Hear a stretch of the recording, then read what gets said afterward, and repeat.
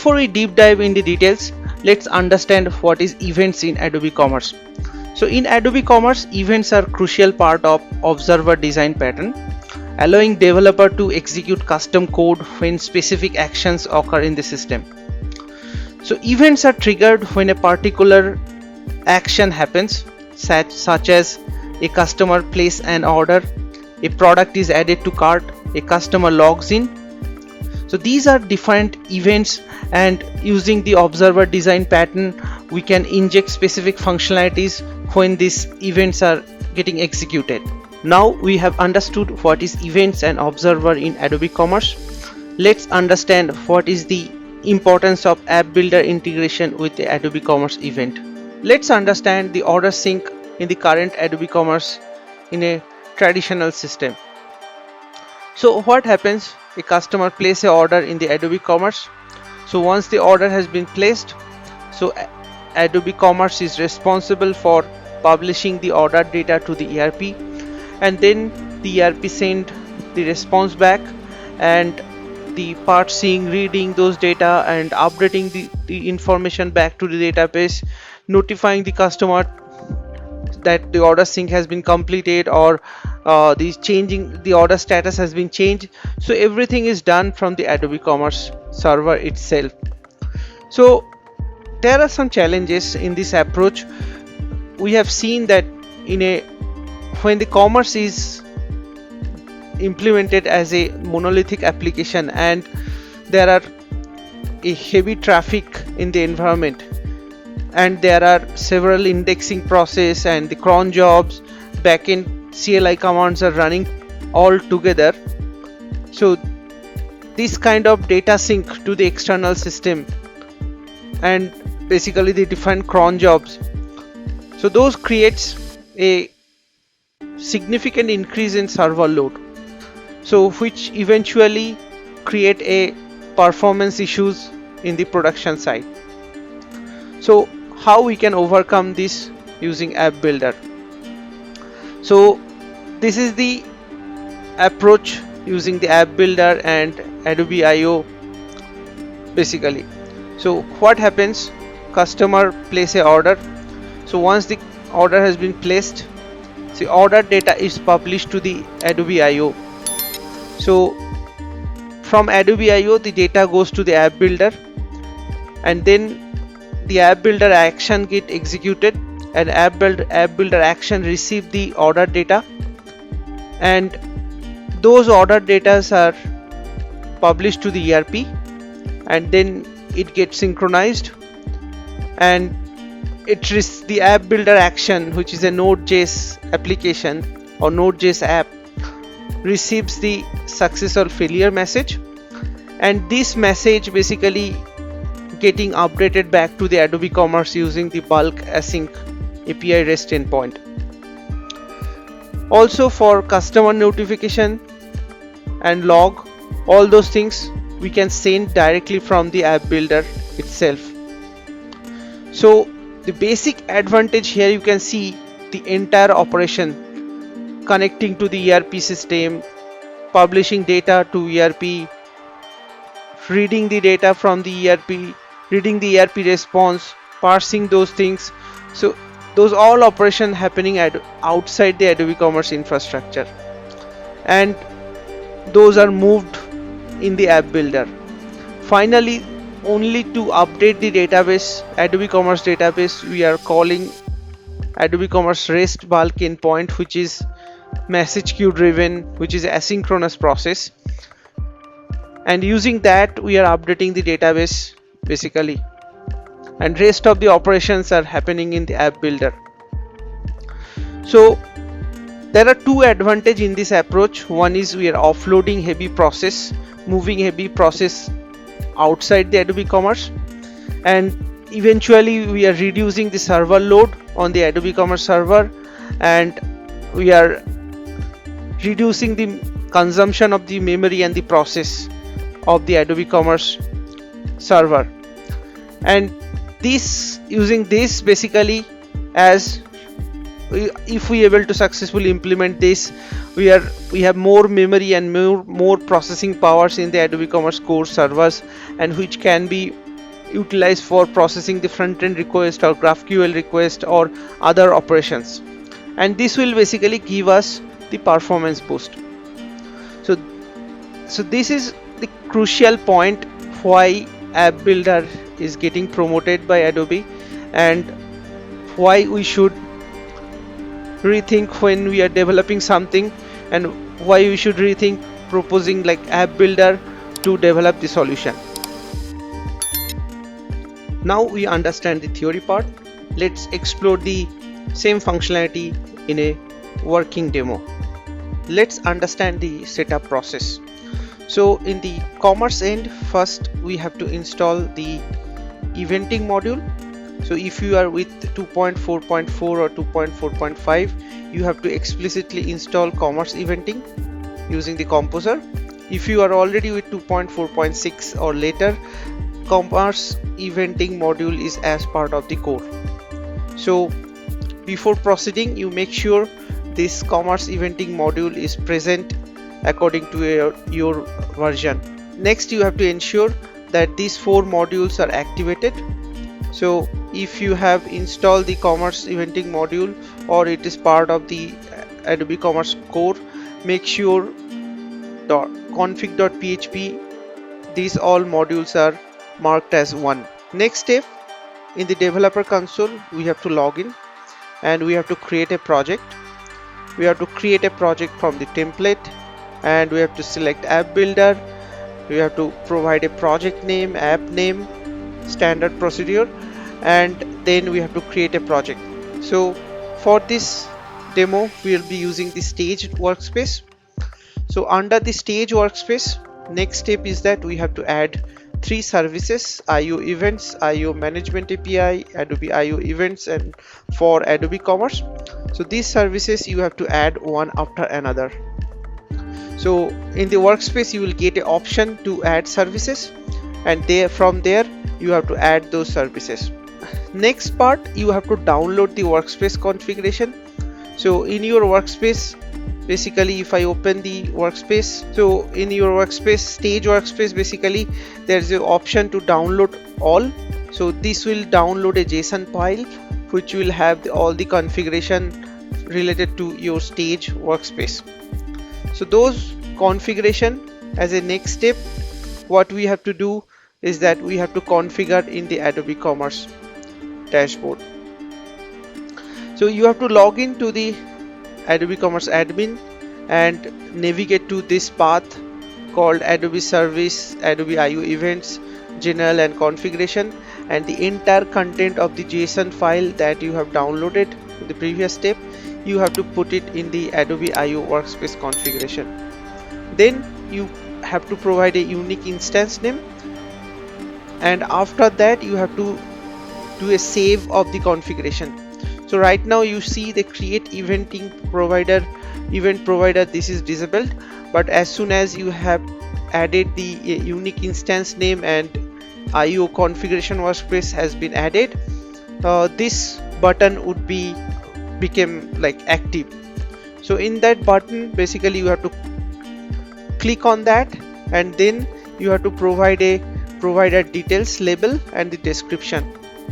So once you have submit that, it will generate a unique provider ID, and this field would be auto populated, and here you will get a message saying that event provider created with the ID this one.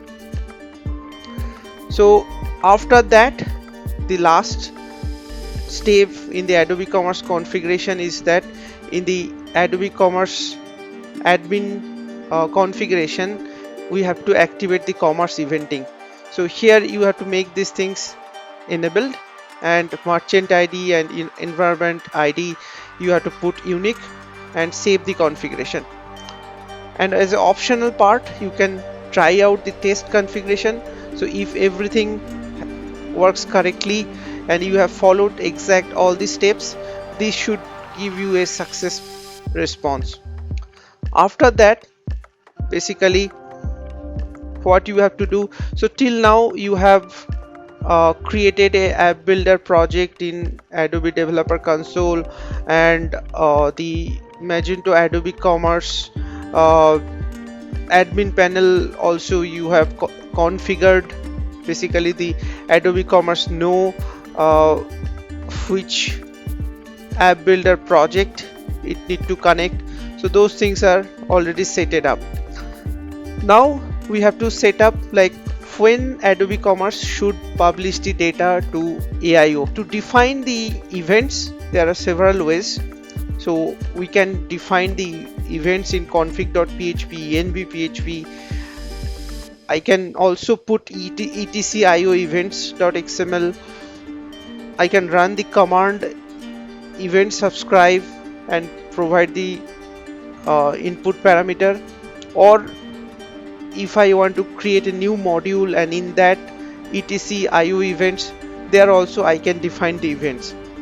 So for this example I am going to use the event subscribe command, and what I want is that when customer logs into Adobe Commerce, customer first name and customer last name need to be published to the AIO, and from that it goes to the app builder action. So I'm executing this command, so I have to execute this command in my Adobe Commerce project root. After that, there is another important and vital step is that we have to execute this events generate module. So this basically generates a module called Adobe Commerce event, which will have like dynamically generated plugins and observer who are responsible for publishing the Adobe Commerce data to the AIO.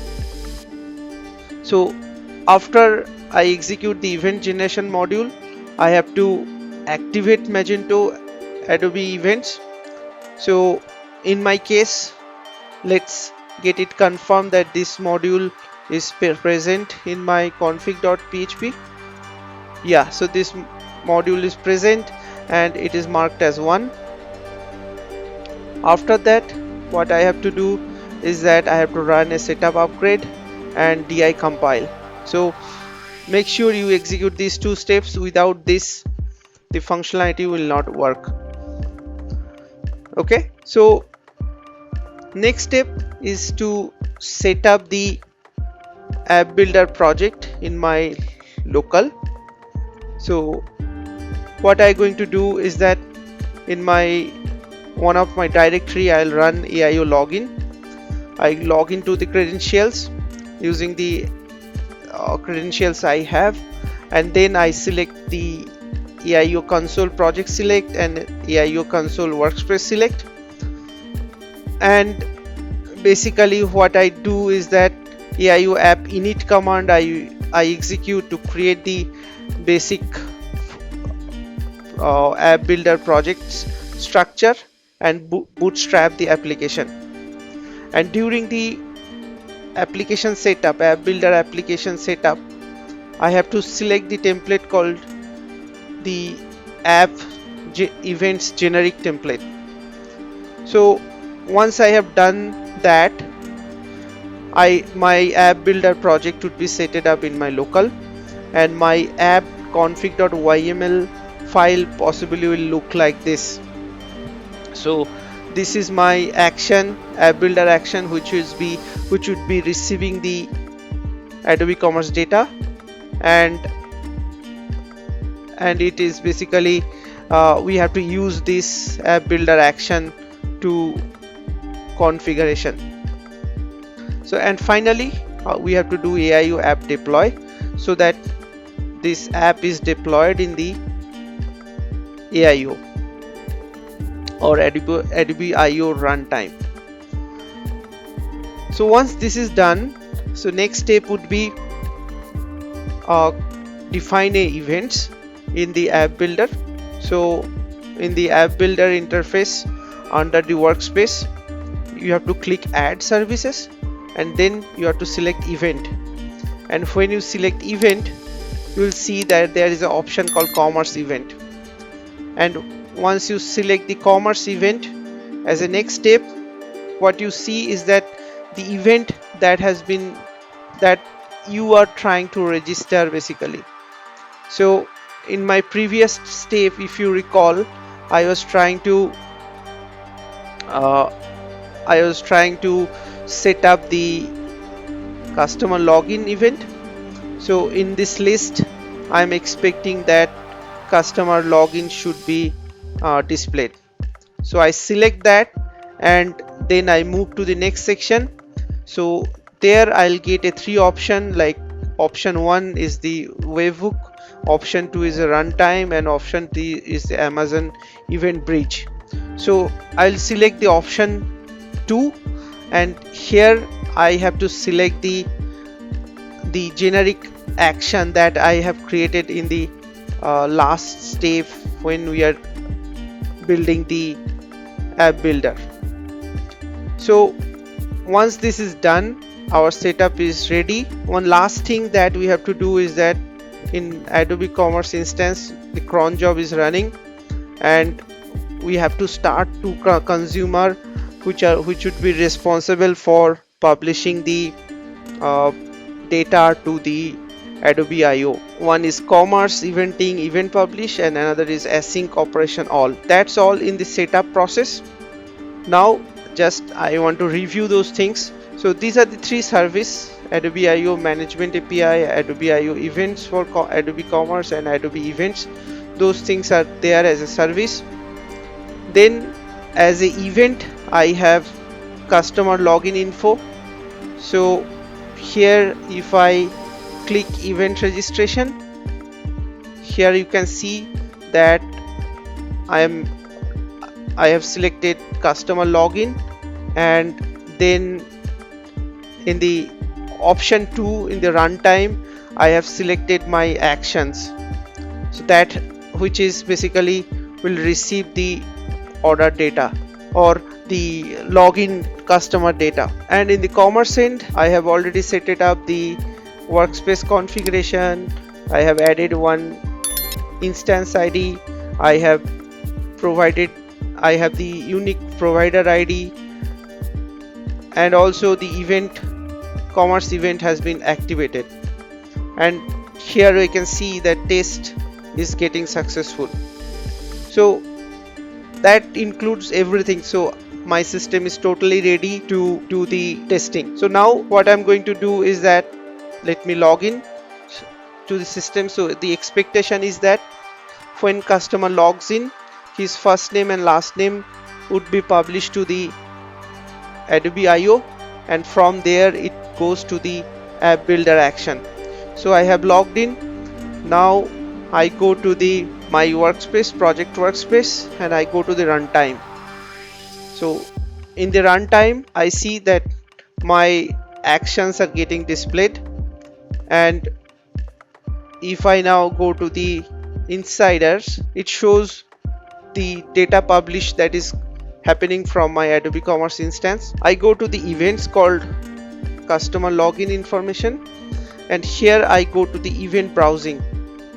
So if I go to the event browsing and go to start, it will say that the Adobe Commerce is publishing the data to the AIO.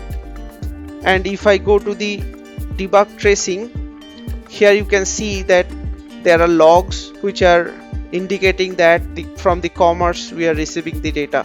So this is the last data published that happened from the commerce.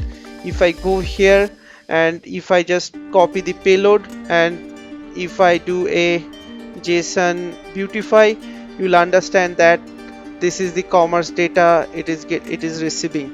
So here you can see that it receives the data from my commerce instance, local commerce instance, and here's the customer information. That's all in this video. Hope the information was useful. So in this video we have seen the end-to-end integration between Adobe Commerce events and the app builder. Apart from this, we have also seen the advantage using app builder with events. I have also created few other videos related to app builder. Please check out those in my channel. Thank you.